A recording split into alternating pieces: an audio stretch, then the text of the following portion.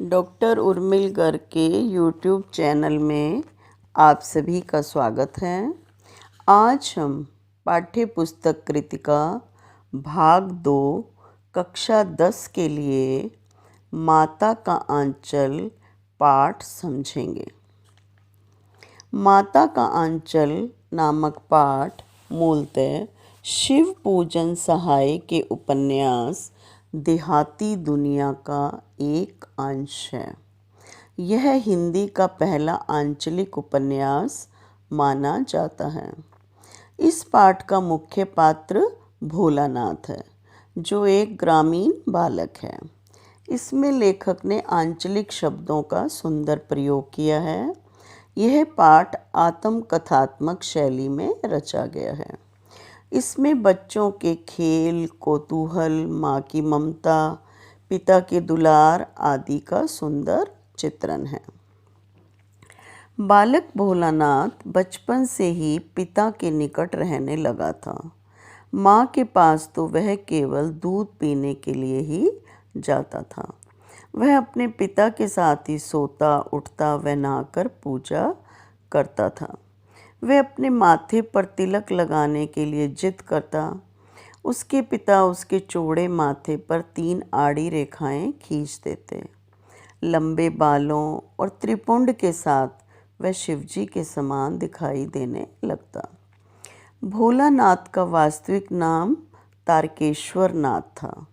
वह अपने पिताजी को बाबूजी तथा माँ को मैया कहता था। जब उसके पिता रामायण पाठ करते तब भोलानाथ वहीं बैठे बैठे शीशे में अपना चेहरा देखता रहता था और खुश होता रहता था।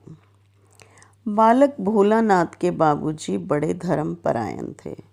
वे 1000 बार राम नाम लिखकर उसे रामायण के साथ रखते।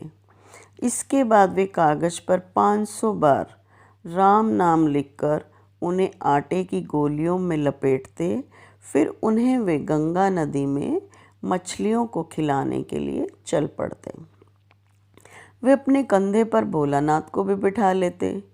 कभी कभी पेड़ की झुकी डालियों पर भी बैठाकर उसे झुलाते। कभी वे उसके साथ कुश्ती लड़ते। वे उससे हारने का नाटक करते ताकि बच्चा खुश हो जाए। वह अपने बाबूजी की छाती पर चढ़कर उनकी मूछें उखाड़ने लगता। वे उससे कभी उसके बाएं गाल पर, कभी दाएं गाल पर चुंबन करते। पिता पुत्र के बीच इस तरह का मजाक चलता रहता था। भोलानाथ व उसके पिता प्राय एक साथ चौके पर बैठकर खाना खाते, यानी इकट्ठे खाना खाते थे। वे अपने हाथों से दूध या दही में पके चावल उसे खिलाते।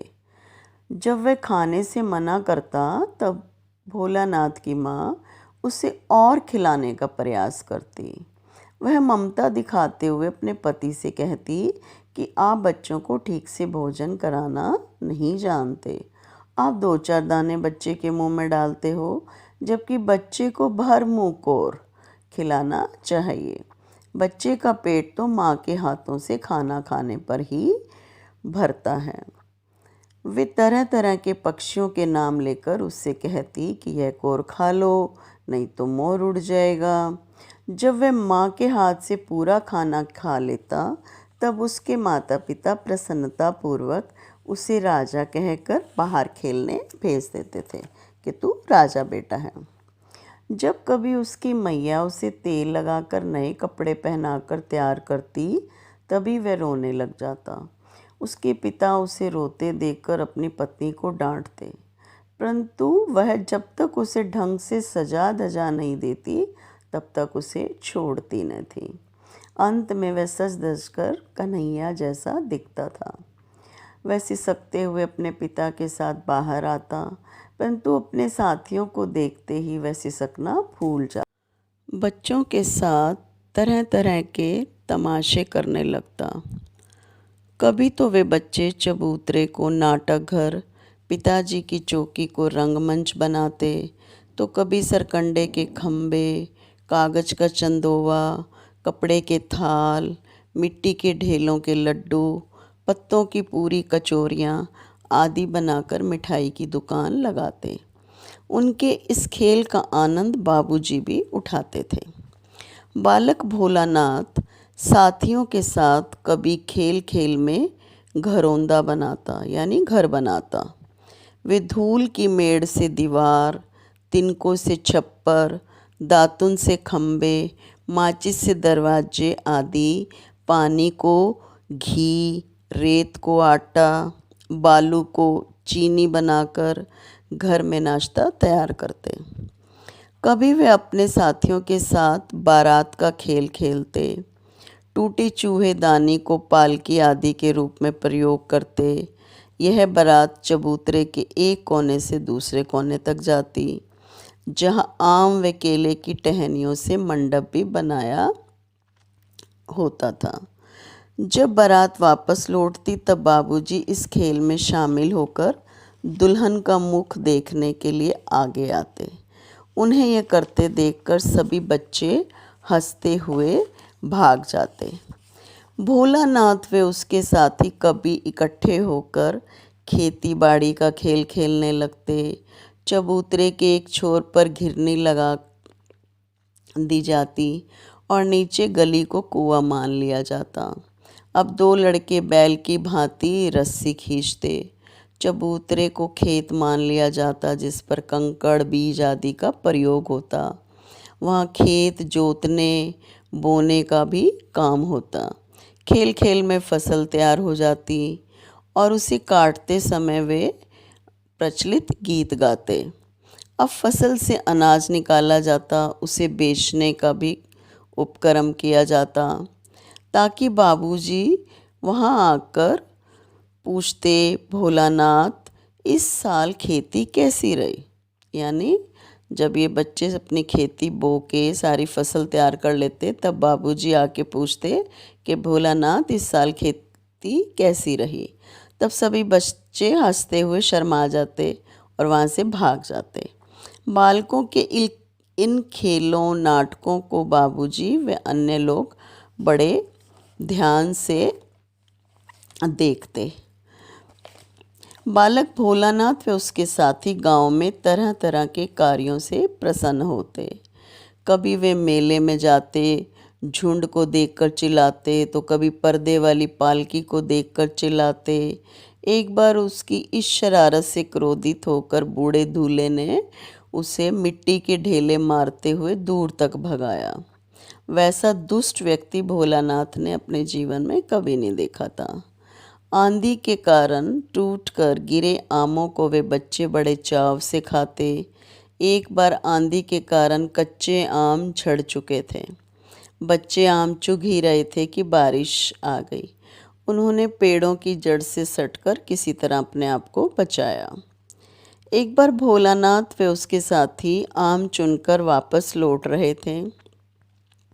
उनका एक साथी बैजू बड़ा ही शरारती था। उसने बूढ़े तिवारी जी को देखकर उन्हें चिढ़ाया। अन्य बच्चे भी उन्हें चिढ़ाने लगे। तिवारी जी पीटने के लिए उनके पीछे दूर तक दौड़े। असफल रहने पर उसने स्कूल के मुख्य अध्यापक से भी शिकायत कर दी, टीचर को भी बता दिया। बैजू तो भाग गया परंतु भोलानाथ को पकड़कर उसकी पिटाई कर दी। उसके बाबूजी इस बारे में सुनते ही स्कूल आए। उन्होंने रोते हुए भोलानाथ को प्यार दुलार किया। वे उसे लेकर घर की ओर चले। रास्ते में भोलानाथ ने जब अपने साथियों को नाचते गाते देखा तो वह भी रोना भूल गया। बाबूजी की गोद से उतरकर उनके साथ खेलने लगा। वे बच्चे मकई के खेत में चिड़ियों के पीछे दौड़ने लगे। उन्हें ऐसा करते देख बाबूजी व दूसरे लोग हंसने लगे और कहने लगे कि बच्चे और बंदर दूसरों की समस्याएं नहीं समझते। एक टीले पर भोलेनाथ व उसके मित्र चूहों के बिल में पानी डालने लगे। यानी चूहों के बिल बना हुआ था एक टीले पे, उसमें भोलानाथ और उसके मित्र पानी डालने लगे। तभी उस बिल में से एक सांप निकल आया। जैसे बिल में पानी गया सांप बाहर आ गया। सभी मित्र रोते चिल्लाते भागने लगे। जिससे सभी को चोटें लगीं। भोलानाथ की भी सारी देह लहूलुहान हो गई। घर पहुंचकर अपने पिता के बुलाने पर वह उनके पास नहीं गया, सीधे अपनी माँ के आंचल में छिप गया। अधीर होकर माँ भोलानाथ से पूछने लगी, आखिर क्या हो गया उसके लाल को। माँ ने झटपट हल्दी पीसकर भोलानाथ के घाव पर लगाई। घर में कोहराम सा मच गया। बालक आंखें खोलना चाहते हुए भी आंख नहीं खोल पा रहा था। वो अभी भी सांप के से डर रहा था। माँ बार बार उसे निहार रही थी और गले लगा रही थी। इसी समय उसके पिता दौड़े आए और आकर मैया की गोद से उसे अपनी गोद में लेने लगे। परंतु जो बालक था यानी भोलानाथ, उसने अपनी माँ का आंचल नहीं छोड़ा, माँ से चिपका रहा। माता का आंचल बालक को प्रेम और शांति के चंदोवे की छाया जैसा लग रहा था। आशा है सभी को माता का आंचल पाठ समझ आ गया होगा। कृपा करके चैनल को सब्सक्राइब करें